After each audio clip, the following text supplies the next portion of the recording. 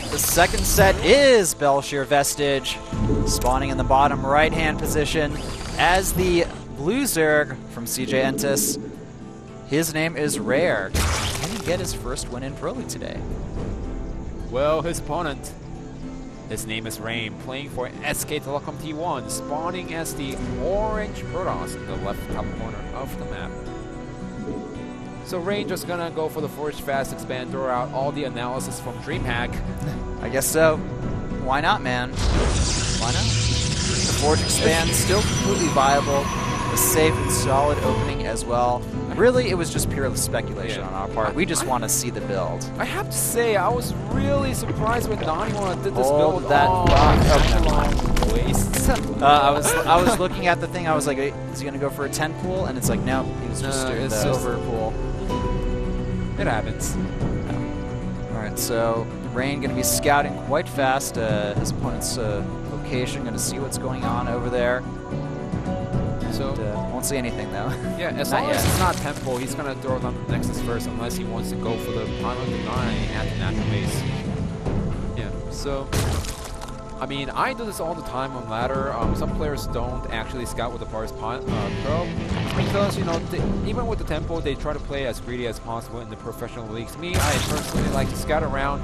If I do see an earlier goal, put down the Forge. If not, then you just put the Nexus first, and you are completely safe. I love what Rain is doing here. He sent out the early scouting probe because he doesn't know his opponent, doesn't know how his opponent is playing, and he also is trying to annoy him a little bit with that probe macro there, just preventing the drones from really doubling up on that mineral patch there. And against a new player, they're more easily flustered, they're under higher pressure and scrutiny.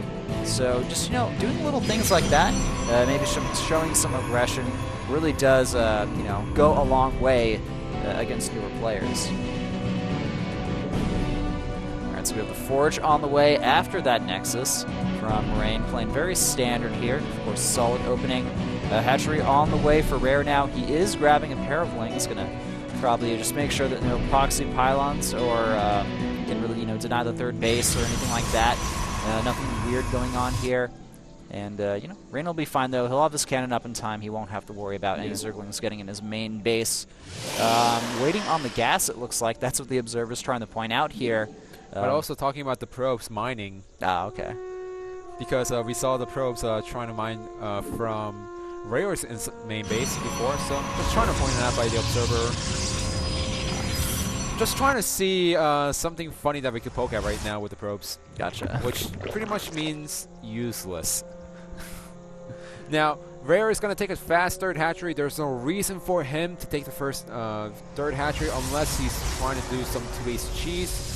Playing as safe as possible, next score going down by Rain, just completing the wall. Yeah, exactly, you know, safe, solid, standard.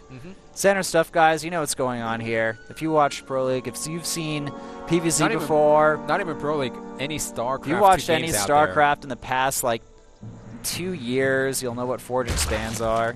Even the Brood War players know. Even in Brood War, you'll know what they are. The build's slightly different. Of course, it's different game, different meta. Things are different. And also different wallings. Yeah, different wallings as well. Only one cannon, not two. That's probably one of the biggest differences, I think. Well, you could still get away with one earlier in the game for Brood War, but I was more talking about how the spaces, you need to position them correctly. If not, the Zerglings can actually sneak in. Building placement. It was a pain in the ass, man. Yeah, it really was. There's no other way to put it. There really isn't. That's what it is, guys. Now Rain opening up very standard, going for the Stargate double assimilator, but those assimilators are earlier than usual, before 6 minutes. A little bit early there, but not really a huge deal, I have to say. Well, it really depends on what he wants to do with the extra pass. Yeah, definitely. You know, maybe he'll commit Heavy Phoenix, so we don't know yet. I see Heavy Phoenix come in, or even Skytoss play, because remember, the first time we saw Skytoss in Pro League was on this particular map with Storm, going for the fast third and getting those Void Rays out. That is true. He even teased at it a little bit, I think, during the special match as well. He said he wasn't going to use it because he already showed build in the special, and then he decides to use it anyways. Yeah. Well, that's mind games there.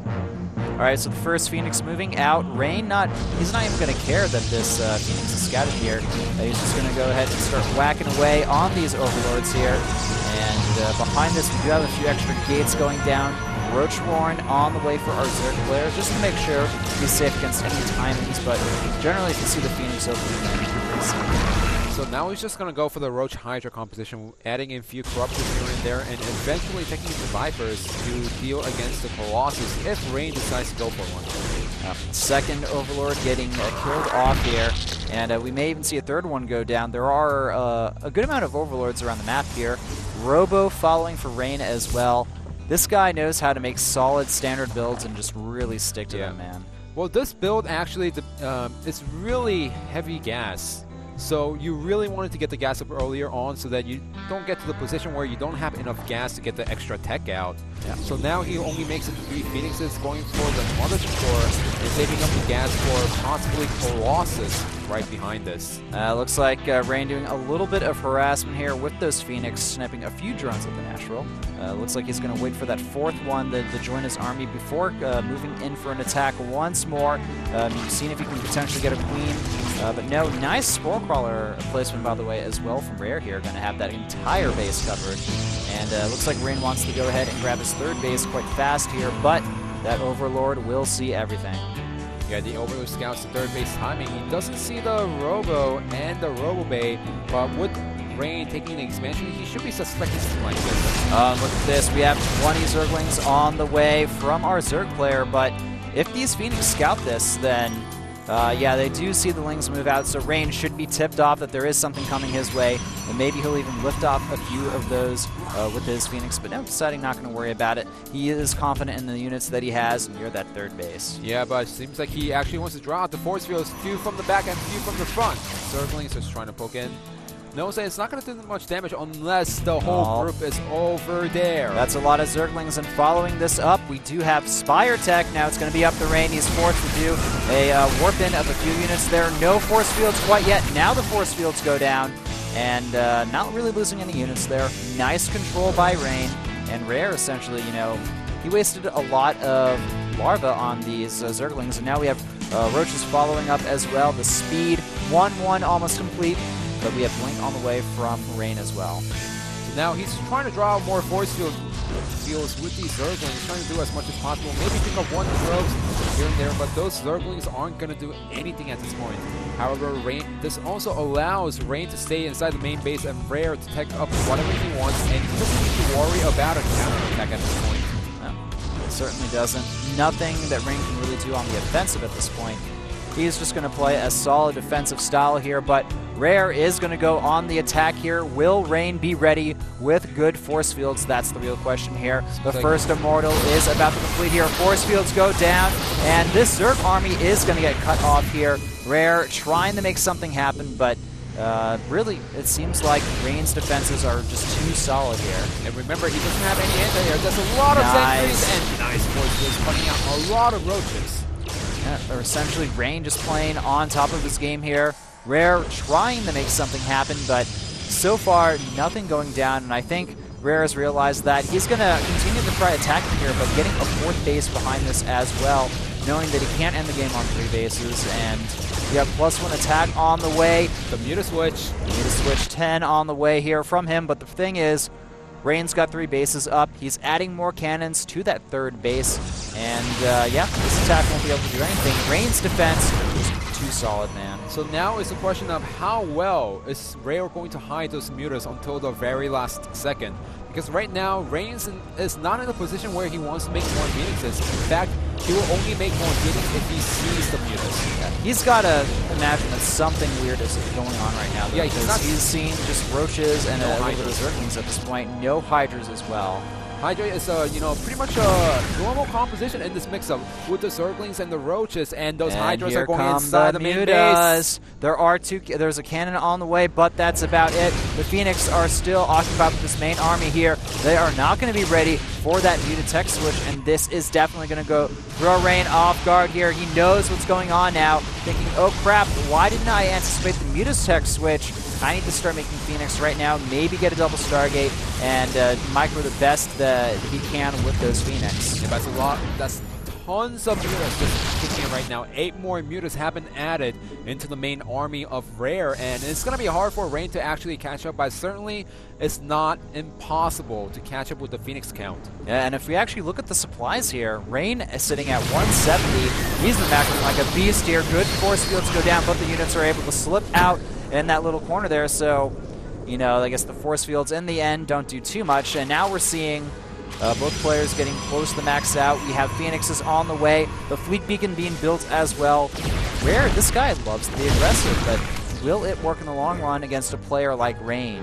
This is a problem that we saw with the effort in the first game, is that yes, he has a nice tech right now. It's going to work out completely well at this point, but he needs a backup plan. Whoa, that is actually a lot of mutas, and we have 3 more on the way here, while Rare taking another expansion. Good blinks going back here, and the Phoenix is going to get a few free shots off, but, you know, I think that Rain, he does need to be concerned right now about the high muta count. Oh yeah, he is definitely concerned, but once he gets enough Phoenixes out, the mutas are going to get hard countered. And when that happens, what is Rare going to have against the unit composition that Rain has? I don't know, but he is continuing on this muta tech. We do need to see a second Stargate from Rain, though. He will not be able to match the muta production of his opponent on 1 Stargate here. Now, he is getting the crystal upgrade for the Phoenix there. And those Phoenixes are not a great use. Still, Rain, though, he has got a lot of units in his army. The Phoenix count really starting to rise right now. And, you know, he's going to have the +1. He's going to have the range upgrade for the Phoenix as well. Charge on the way, but where are Rain's units? Slightly out of position. And cannons are getting picked up one by one, which means that the probes are free. Yes, but still the cannons bought enough time. And this army from Rain, looks like he does want to move out at this point. Pylon going down by this expansion here. This is a little funky. By all means, Rain is expecting, Rare's focusing too much on Micro. He's not going to expect this Pylon. Well, the Pylon has been spotted now. The Roaches blocking each other. They will eventually go down, but Rain deciding, all right, I'm maxed out. It's time for me to move across the map and make some waves. Second Stargate out on the way, but I feel like that was a little bit too late by Rain because his opponent has a high muta count. +2 is almost done, and he does have good number of cannons in the Stalkers. At this point, Rare was able to take a 5th base relatively easily, but I don't see him actually taking up to Hive at this point. He needs to start getting extra tech out just to make sure that and only if the mutas get taken out, he needs some answers against the Colossus Stalkers. All right, Rain moving into that 5th base. They're going to back off, though. It looks like he doesn't have enough units to deal with the mutas, and now the Phoenix moving in here. Force fields going down on each other, and now Rain recommitting. No, I guess it looks like he wants to move back here, essentially dancing his units back and forth. A single Zealot over here being annoying. And the Phoenix count, though, can't be ignored by Rare much longer. He still is continuing this Phoenix production, or sorry, the muta production, but also, there we go, adding in a few Corruptors as well. That's what he wants to do, to deal with this Phoenix-based army. Oh yeah, that's what you definitely need, especially against the Colossus after the main battle happens. Now, doing a really nice job with Fuse Alice, killing a lot of drones and denying the mining. But this 5th base is actually going to get taken out easily. That's all, getting up to 8 kills. That is something that Rare does not want to allow from Rain. Yeah, Rare, I mean, he's going to lose the space over here on the right. The one on the left did suffer a decent amount of damage. Rain now taking his 4th base behind this, just playing so safe, so solid. But look at this, the Mutaflock moving into the main base. The Stalkers, the Phoenix, where are they? That is just such a high muta count number, and those Stalkers, they are going to go down instantly. We do have some reinforcements, and now the Phoenix have arrived to join the army, and they will be able to snipe off a lot of those mutas here. But the Corruptors joining the fight as well, but will they really be able to do enough damage? The Zergling run by at this 4th base here. Where is the rest of Rain's army here? Rare is forcing Rain all over the map. Yeah, pretty much. Phoenixes, he knew that he didn't have enough Phoenixes with the Corruptor, so he pulled all of his Stalkers into the main base and tried to defend against it, and that forced Rain out of position, and Rare got 3 cannon kills at the 4th base. So this is kind of a weird position for Rain. If he can get rid of the mutas, he'll be okay, and that is a very high Phoenix count now. And Yeah, I'm not sure if the Zerg player can even micro against this at this point. That's just way too many Phoenix. And now the Phoenix looks like they want to move in. At the same time, this attack going to be easily thwarted by Rain, and I think after this he may go for an aggressive push here. The Mutas, they are kind of on the run here, and I think the Phoenix count large enough to deal with the massive amounts of Mutas here. Even ignoring the Spore Crawlers and trying to take down Mutas one by one. So this is the timing that we were talking about before. Now, Rare, where does he go from here? I don't know, man. I don't think he can really go anywhere. He's countered on every front here, essentially. The Corruptors keep getting taken down by this Phoenix. Yeah, I was expecting him to go for the Hydralisk then when he had the advantage, or even go for the Hive and then go for the Ultras. But now, with the Mutas being gone, the only competition that he's going to have is Roaches and Zerglings, which is not great in this position because he cannot take out these Phoenixes at all. Can, and we have the +3 air attack on the way for those Phoenix, so that means they already have +2 right now. Rain deciding to move into the natural of Rare here. He did put a good fight up, but I think this may be the beginning of the end here for him. His units, they're not able to properly group. The Mutas, where are they? They do need to try the deal with this army here, but the problem is the Phoenix count. You can't deal with the Phoenix, and now the Mutas running away. There's nothing they can do. GG! Rain takes game number 2 for SK Telecom T1, and now we have a 2-0 lead over CJ Entis. The reason why Mutas are so scary for Protoss players is that Protoss players, once they start committing heavily into Phoenixes, they need to see if the opponent is making more Mutas or not, and they need to make sure